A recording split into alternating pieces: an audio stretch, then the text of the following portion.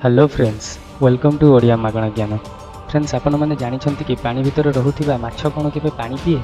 एमिति केउ जीव अछि जार क्षीर केबे भी दही रे परिवर्तित हुए नहीं? एमिति केउ माछ अछि जार आखि ता जीवन काल मध्य केबे भी बंद हुए नहीं? तो फ्रेंड्स, आज रही टॉपिक रे जानिबा एमिति 5टी इंटरेस्टिंग फैक्ट को। तो डेरी न करी आसंतु देखिबा वीडियो को। Fact number 1।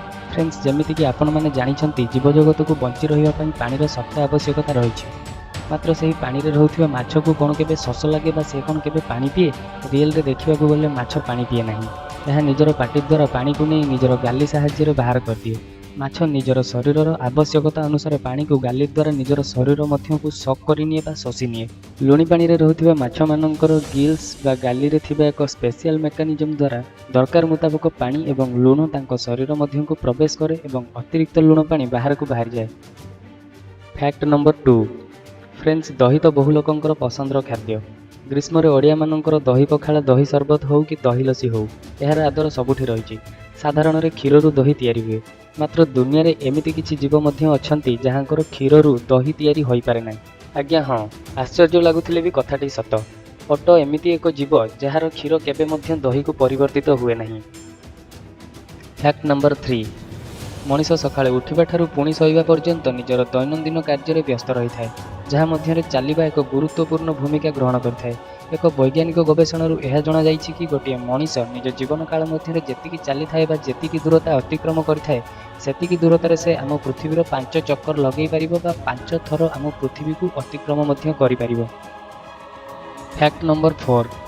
फ्रेंड्स, माछ तो आपण बहुत देखिथिबे, मात्र गोल्डफिश एक एमिति माछ जहाँ देखा बहुत सुंदर एवं रंगीन। यही कारणरू बहुत लोक यह आक्वारियम रे रखिबाकू पसंद करती। मात्र कौन आपण जानिछंती गोल्डफिश एक एमिति माछ जहाँ निज जीवन काल मध्य केबे भी निजर आखि को बंद करि न थाए। Fact number 5। आम पृथ्वी जार जनसंख्या एबे 7.2 बिलियन बा 757 कोटी।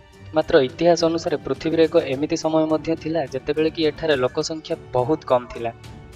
आज को प्राय 70,000 वर्ष पूर्व इंडोनेशिया रे एक सुपर जायंट भल्कानो बा बृहत ज्वालामुखीर उद्गीरण बा विस्फोरण होइथिला। एहार प्रभाव पृथ्वी रे हजार वर्ष पर्यंत रहिथिला। एही प्रभावरू पृथ्वी रे बहु प्राणी एवं उद्भिद विलोप होई गले एवं पृथ्वी रे मानव समाजर मात्र 10,000 पाखापाखि लोक जीवित रहिथिले। तो फ्रेंड्स, यह थिला आजिर 5टी इंटरेस्टिंग टॉपिक। यही टॉपिक मध्यरु आपनकु कोउटी भलो लागिला तळे कमेंट करी निश्चय जणांतु। एमिति इंटरेस्टिंग फैक्ट टॉपिक रे आउ वीडियो देखिबा पई हम चैनल को सब्सक्राइब करंतु। वीडियो भलो लागिथिले लाइक एवं शेयर करंतु। आजि पई एतिकी, देखा हबो आसंता वीडियो रे। Thanks for watching. जय जगन्नाथ।